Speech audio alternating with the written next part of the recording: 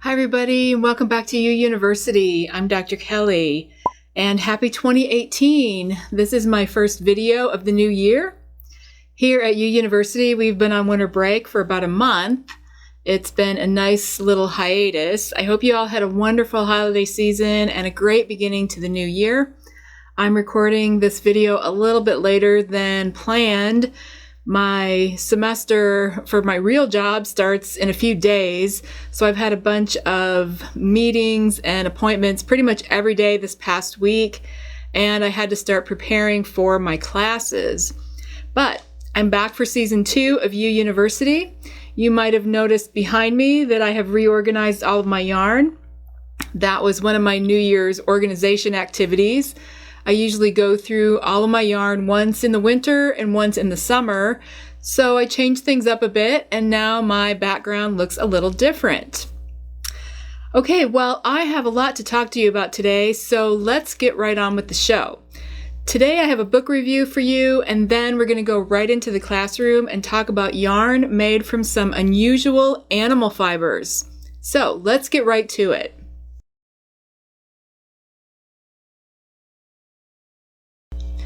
Today I'm going to review an audiobook that I recently finished entitled The Purl Sister by Lucinda Riley. The Purl Sister is the 4th book in the 7 Sisters series. I've read the first 3 books and really enjoyed them, so I was excited to see the 4th book come out and was eager to get that audiobook. The series is about a family of sisters who were all adopted as tiny babies.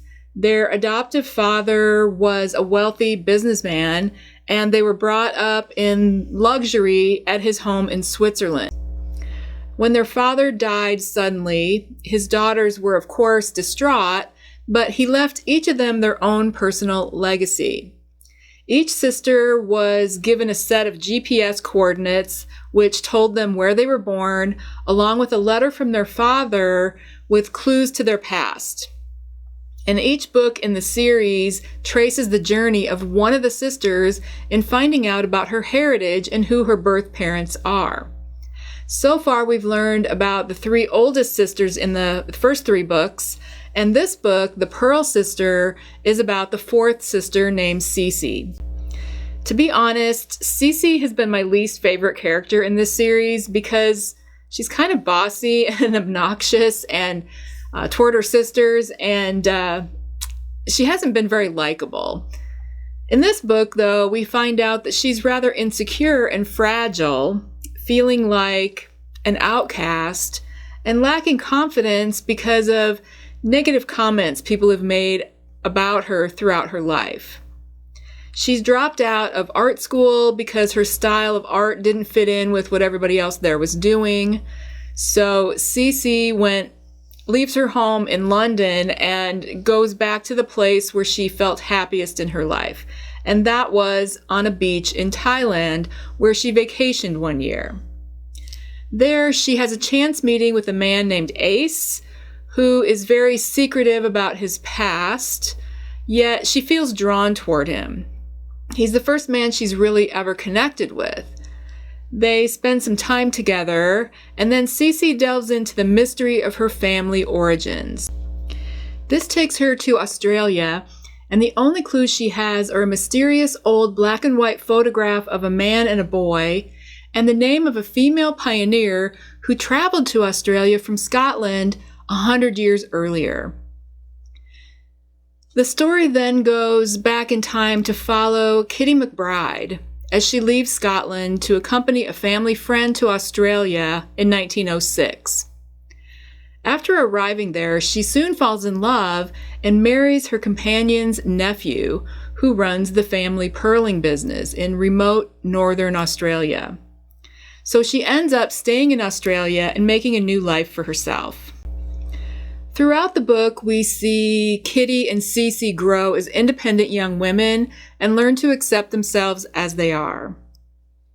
As with the other 3 books, Lucinda Riley's skill as a writer really brings these places to life. You can visualize the hot, dusty, and desolate Australian outback, the red dust coating everything in sight, and the intense heat of the sun.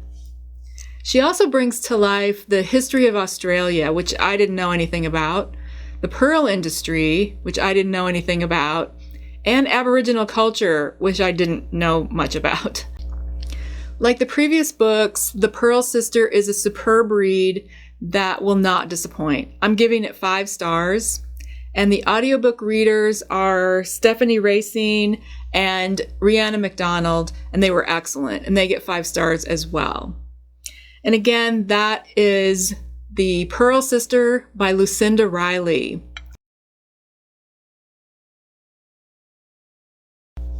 Okay, so today in the classroom, I thought it would be interesting to talk about some animals that might be less well known for providing fiber to turn into yarn. Now, I kind of like doing countdowns, so that's how I'm setting it up here. I'm going to count down what I think might be the 6 most surprising fiber animals. For each one, I'll talk a bit about the animal as well as their fiber and the yarn made out of it. We're going to begin with the animal that might be the least surprising out of the bunch and end with the one that many people probably don't know you can make yarn out of its fiber. And just to remind you before I start that I will provide links to everything I talk about today in the description box below. Okay, so let's start with number 6 in our countdown. And this animal is a relative of llamas and alpacas, and that is the camel. Did you know that you can buy camel yarn? Well, most camel fiber that's turned into yarn comes from the Bactrian camel, which is the kind that has 2 humps.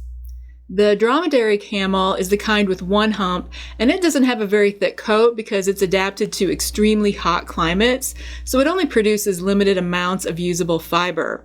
So I'm going to focus here on the Bactrian camel, and these originate from the plains of Central Asia and have been domesticated for about 4,000 years. They've been used mainly for transportation of heavy loads in harsh desert climates. There are currently about 1.4 million Bactrian camels in captivity, and they can also be found in the wild. But the wild population is less than 1,000 animals, so it's currently classified as critically endangered. Wild Bactrian camels live in the Gobi Desert of Mongolia and China. Temperatures in these areas are extremely variable. It can get up to over 100 degrees Fahrenheit in the summer and down to 20 degrees below zero in winter. These camels have developed special adaptations to allow them to survive in such a brutal environment. One adaptation is a thick, shaggy coat that protects them in winter and that is shed in the spring as temperatures rise.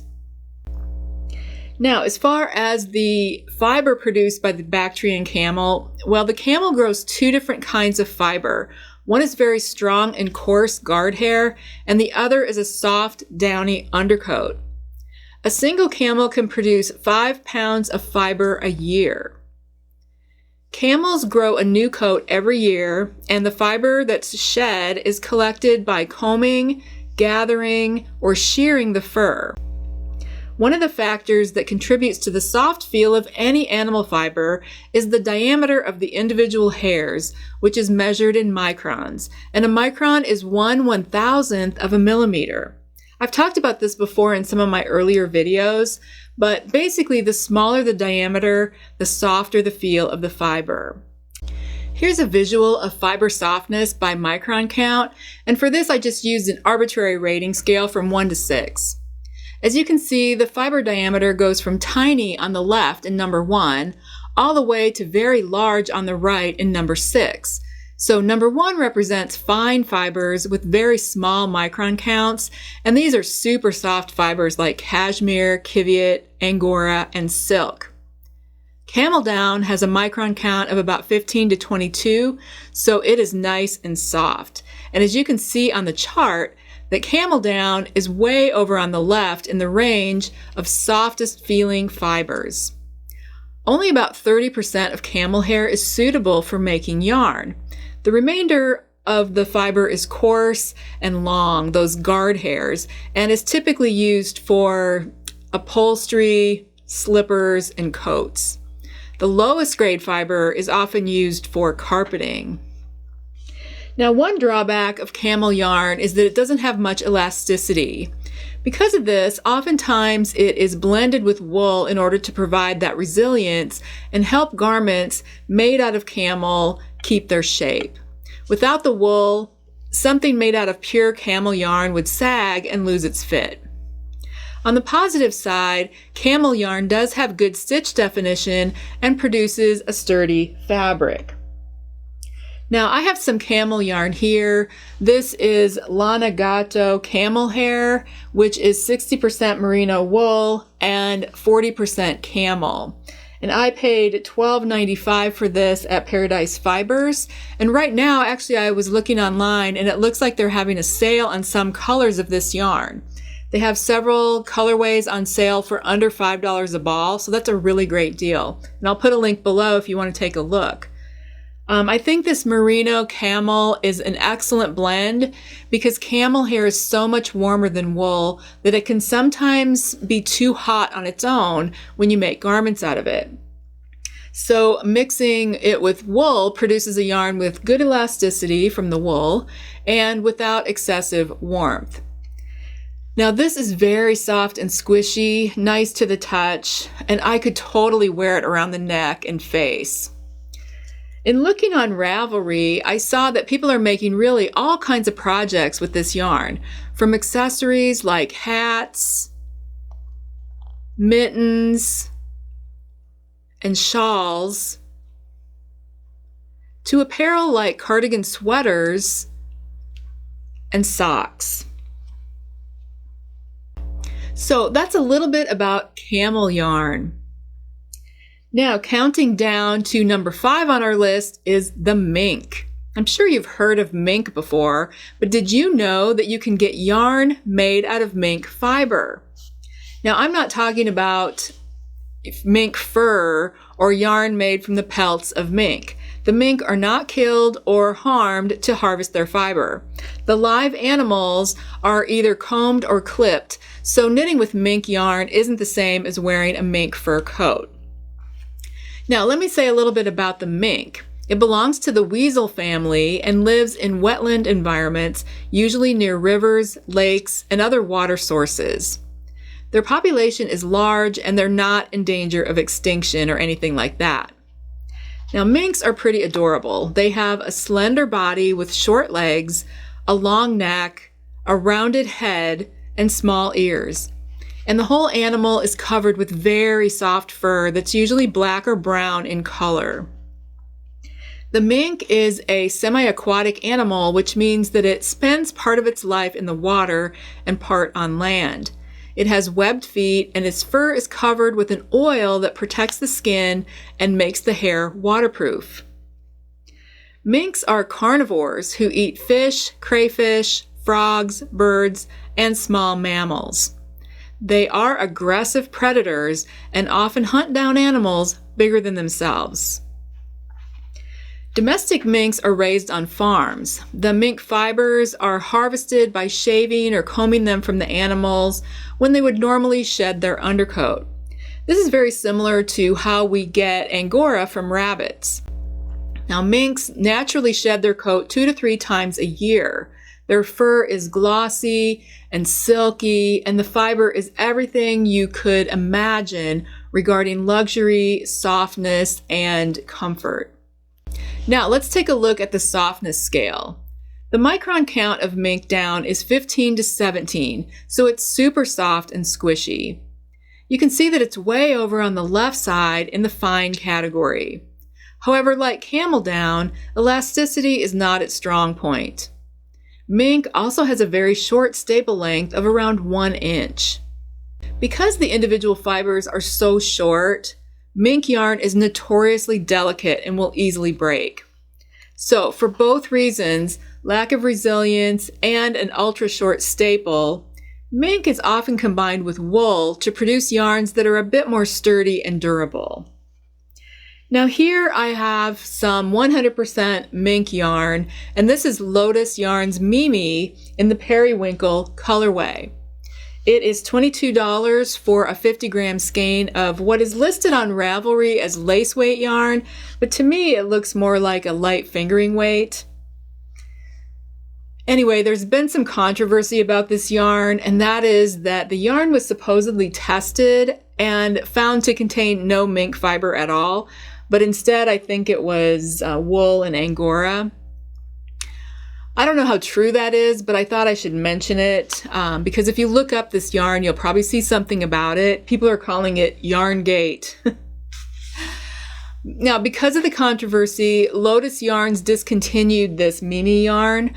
I already had it in my stash, and you can still get it, so I'll put a link below in case you want to check it out.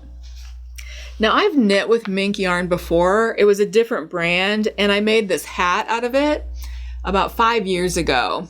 Mink is definitely the most fragile yarn I have ever used.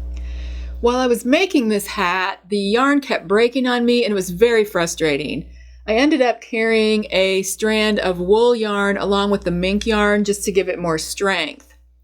The other issue with this yarn that I used for this hat is that it's extremely fuzzy and the fibers get everywhere, but it is so incredibly soft. It is like holding a cloud. Now, this Lotus yarn seems like it has the same or similar qualities as the other mink yarn that I used for this hat. It does have a bit of a halo. It doesn't look like as much as the other one does. It definitely is fragile. I mean, you can pull it apart very easily. So when I start knitting a project with it, I'll probably carry a thin strand of wool or maybe even silk yarn to provide some strength to the mink yarn. Again, on this one, it is so soft that I would completely be comfortable wearing it around my neck or head. Looking at Ravelry, there are over 1,700 projects made out of this yarn. There are tons of shawls, cowls, and fingerless gloves. And a few people made hats. There are several exquisite pullover sweaters like this one. It is just stunning. So yeah, if you want to be a little adventurous and try out something different that is beautiful and exquisitely soft, Mink yarn is a nice one to experiment with. Okay, on to number 4 on the list of surprising fiber animals, and this one is bison. Bison are native to North America, and before 1800, they roamed the Great Plains in huge numbers.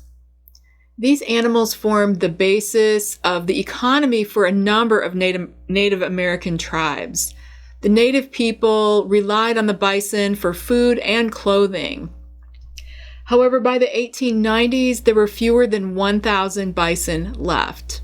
Now, since then, they've made a huge comeback, but they're still heavily dependent on conservation efforts for survival.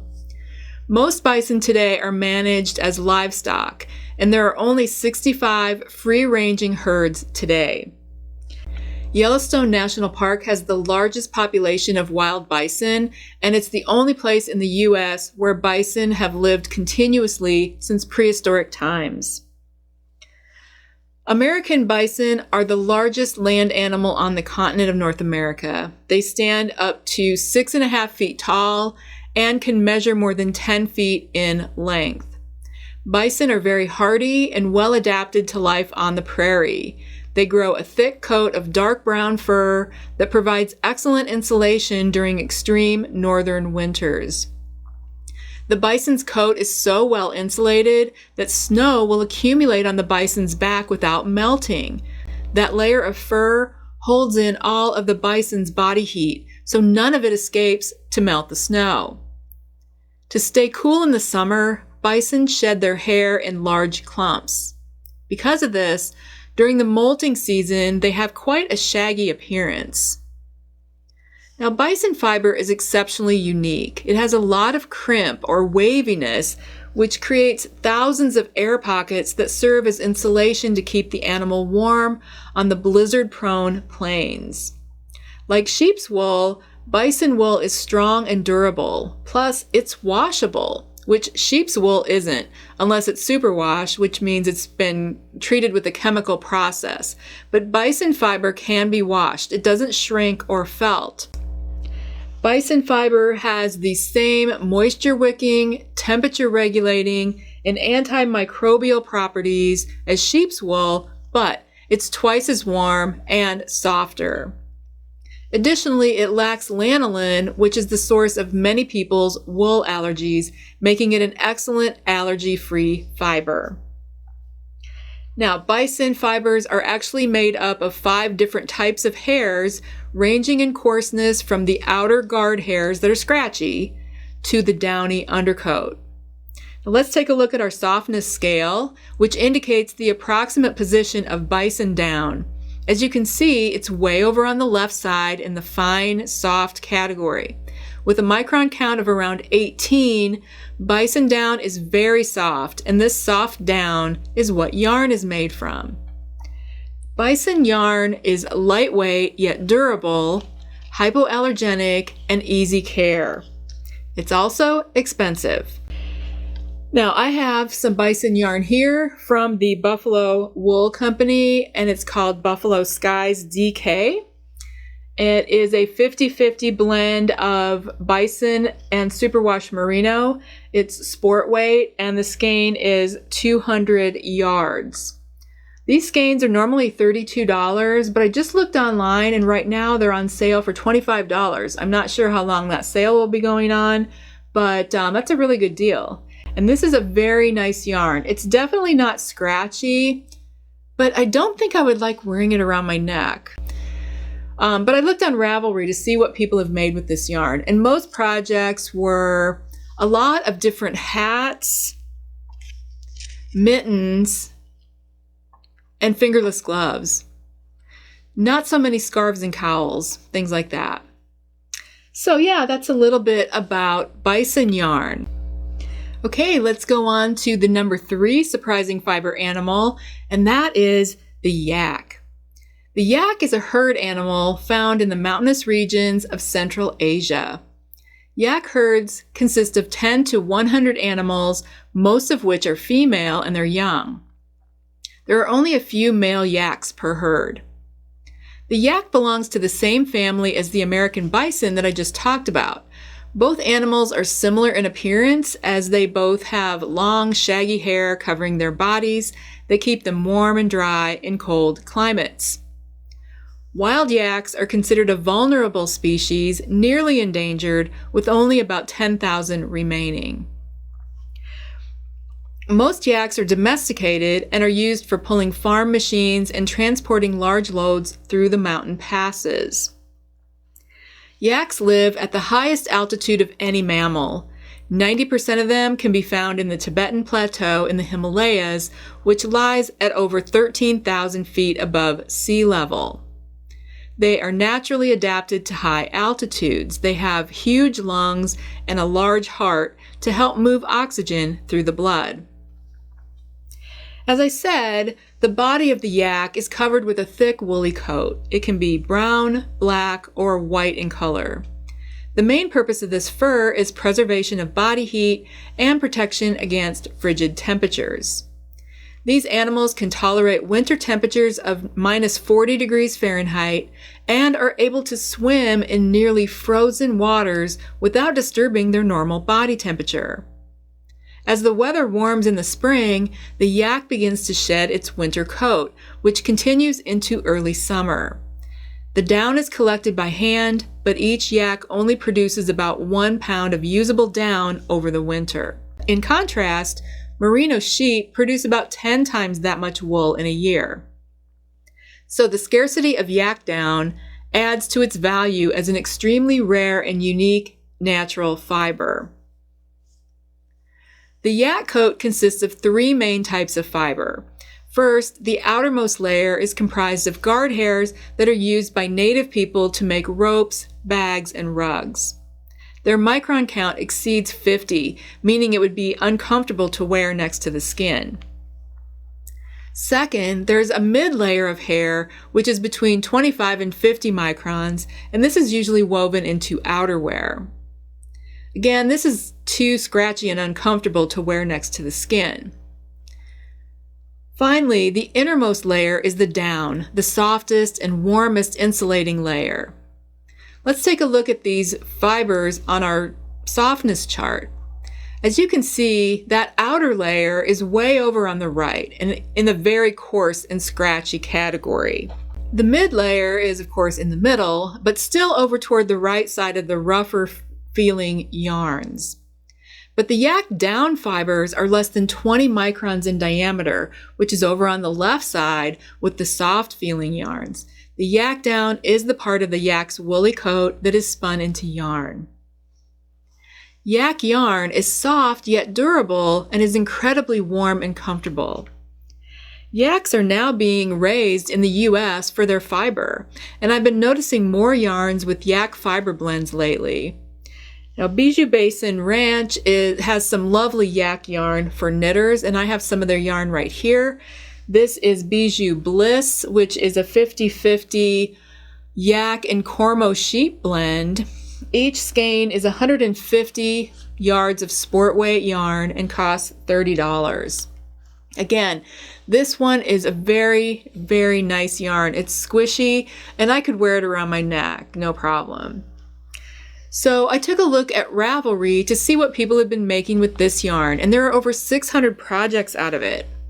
A lot of them are hats, but I did see quite a few mittens and fingerless gloves, as well as some gorgeous shawls like this one that I think is absolutely stunning. So that is a little bit about the yak, the fiber animal that a lot of people might not know about. All right, we are down to fiber animal number 2, and that is the possum. Are you surprised that possum fiber is made into yarn? Well, if you're in the US, it may not be the possum that you're thinking of. This possum is actually native to Australia and is called the common brush-tail possum. The brush-tail possum is about the size of a cat and is light gray in color with a black bushy tail. It looks very different from the opossums found in the United States, which have a bare tail. And the names are different. The one in the US is called the opossum, and the Australian one is called the possum. And these two animals are really not that closely related. The brush-tail possum is actually related to the polar bear. So the Australian brush-tail possum is the fiber animal that I'm talking about here. The brush-tail possum is native to Australia, and it is protected there as a native species. But it was introduced to New Zealand in 1837 for the fur trade. The problem is that despite its adorable cuteness, it has become that country's most damaging animal pest. With no natural predators in New Zealand, they multiplied exponentially due to the ideal climate and abundant food. At this point in time, their numbers have soared to an estimated 70 million. They are destroying the native forests. Many areas lost more than 50% of their trees within 20 years of the possum's arrival. They also eat flowers, fruit, eggs, and birds. So possums have also been responsible for steep declines in bird populations, including some endangered species. And not only do they eat birds, but they eat the fruits and flowers that birds eat. So they compete with the natural birds for food resources. And they take over some of the birds' nests and eat their eggs. Another problem is that possums are infecting domesticated animals like cattle with disease. Recently, the New Zealand government has been spending over $100 million per year to try to control the possum population and $60 million on controlling domestic animal disease. So the brush-tail possum has become a huge problem in New Zealand, and one that is costing a lot in terms of the environment as well as money spent to curb their damage. The goal is to be able to eradicate the possums by the year 2050. And one way to control their population is to use their fur, which is incredibly soft and warm. So in this case, the possum fiber you find in yarn comes from government-sponsored programs where the animals are killed for the sake of the ecology of New Zealand. So possum yarn is a byproduct of an environmental problem. Possum fur is very short, fine fiber, similar to mink that I talked about previously. It's difficult to spin into yarn on its own because its staple length is only about 1 inch to 1.5 inches. But blended with another fiber like merino wool, silk, cashmere, or alpaca, the resulting yarn will be soft, cuddly, and durable. In looking at our softness spectrum, you can see that possum hairs are on the extremely soft end of the continuum over on the left. Possum hairs have a diameter of only 12 to 14 microns, so again, this is very fine fiber, comparable to the feel of cashmere. Possum fiber doesn't felt, so blending it with other fibers makes the yarn and finished products washable. These blends also create projects that are more windproof and warm, and they're less likely to pill. So you get a fabulous looking garment that stays nice looking. The possum yarn that I have here is from Zelana, and it is their base called Remu. It is a 60-40 merino possum blend. It's DK weight and 140 yards per 50-gram ball. I paid $16 per ball from Webb's, and if you look at this close up, you can see that it has a little halo on it, and this will bloom when you wash it. So it'll get even fluffier. It feels very sturdy but soft to the touch, and I could definitely wear it around my face and neck, no problem. I wanted to take a look at what people are making with this yarn, so I searched on Ravelry, and there are over 1,200 projects. And a lot of them are hats, like this beautiful one, and this one, and look at this one. There are also many examples of mitts like these and these, or even gorgeous sweaters like this one. So that's a little bit about yarn made with possum fiber, in case you're interested in trying that out. And now for my number 1 surprising fiber animal. What do you think it could be? Well, it's the dog. Yes, yarn can be made out of dog fur. If you have a dog like I do, and I have a golden retriever, you probably see little fluffy bits of hair around your house that you're constantly vacuuming up. But what if instead of vacuuming it up, you collected it and then spun it into yarn? Yarn made from dog fur or dog hair is called Chiengora, which is a term that combines the word chien, which is French for dog, and angora. Chiengora.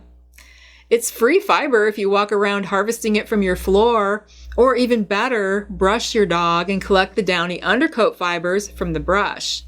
And it's your pet, your companion, and that's very special and meaningful to people. In fact, a lot of people send fur they've collected from their own dog to spinners who specialize in Chiengora to be spun into yarn. And then they make something out of that yarn, like a hat or maybe mittens, and then they have a treasured keepsake from their dog's fur. You can think of it as upcycling or repurposing the dog hair rather than throwing it in the trash. Now, the idea of making clothing and other items from dog hair has been around for centuries. Native Americans in the Pacific Northwest were known for making blankets from dog hair. Chiengora can be made from the fur of a lot of different dog breeds, but longer-haired breeds like Samoyeds, Newfoundlands, Golden Retrievers, Border Collies, or Great Pyrenees make excellent yarn. Dogs like these have double coats consisting of a dense, soft, insulating undercoat beneath a waterproof outer coat made of stiff and thicker guard hairs. The undercoat is mostly what is naturally shed and ends up on your floor and your couch. And this undercoat is what can be turned into beautiful yarn. Now, what's your first thought about this? Many people worry that their Chiengora yarn and finished products will end up smelling like stinky wet dog. But that's not the case. The wet dog smell comes from the oils in the dog's coat, and most spinners wash the fibers to remove those oils before finishing the yarn, so there shouldn't be any yucky smell in your yarn. Now, Chiengora varies a lot in terms of the micron count and the staple length of the individual fibers. So some can be really soft and some can be less soft. It really depends on the dog breed. Some breeds, like the Samoyed, have very fine fibers that are long enough to comfortably spin, and they produce a super soft, exquisite luxury yarn. Now, Chiengora doesn't have much elasticity, so spinners often blend it with sheep's wool to create a yarn that is resilient and produce garments that will retain their shape. Garments made with Chiengora will have quite a fuzzy halo, so just be aware of that. As far as what to make with Chiengora yarn, an entire sweater would probably be too hot because of the exceptional insulating properties of dog fur. A better choice might be a scarf or a shawl, because these garments don't have to keep their shape the way mittens or a hat would, and they're smaller items, so they won't make you too warm. Now, I have a sample of Chiengora yarn here that was spun by my friend Lynn, who lives in Hawaii. She has an Etsy shop and sells her hand-spun Chiengora from her Samoyed dog, which is what this is made from. This is a 50-50 Samoyed and silk blend. It is super soft and luscious. And look at the halo on this. This yarn feels so luxurious. I would definitely wear it around my neck and face. It is not one bit scratchy or itchy to me. If you're interested in trying out some Chiengora yarn, be prepared to pay because it's a little pricey. This little 50-yard sample skein that I have cost $20. But even though it's expensive, I think some people will find Chiengora yarn a perfect way to create a memento of a cherished pet. And having a couple hundred yards spun up for $80 would be worth it to them. So that is Chiengora yarn made from dog fur. So that is my countdown of the 6 most surprising fiber animals, in my opinion. So now it's time for you to go down to the comment section and let me know what you think. Are there any surprising fiber animals that you would add to the list? Have you worked with any of the fibers that I talked about today? And if so, how did you like working with it? And what did you make with it? Or maybe you were surprised that yarn can be made from any of the animals that I discussed. And be sure to leave your comments down below because I really enjoy hearing about what you find interesting in my videos, as well as your experiences with the topics that I talk about. Well, that brings us to the end of today's show. I hope you enjoyed learning about some unusual fiber animals and the qualities of their yarns. And again, I will include links to everything I talked about today in the information box below. Just click on Show More to open up the box and you'll see all the links there. Please also let me know in the comment section if you have any questions about today's show, or if you have an idea for topics you'd like to see in future episodes, or if you'd like to see a product tested. I'm always adding to my list, and thank you for the great ideas. Thank you so much for spending some time with me today, and I'll see you in the next video. Now, next week, I want to talk about something that's been requested a lot, and that is yarn from the big box craft stores. A lot of people are interested in yarns that are budget-friendly and physically accessible to people who might not have a local yarn shop or who might not be able to shop from independent dyers online.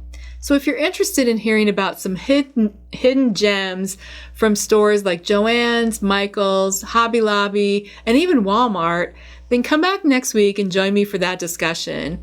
I look forward to talking to you then. And in the meantime, stay smart and have a sparkly week.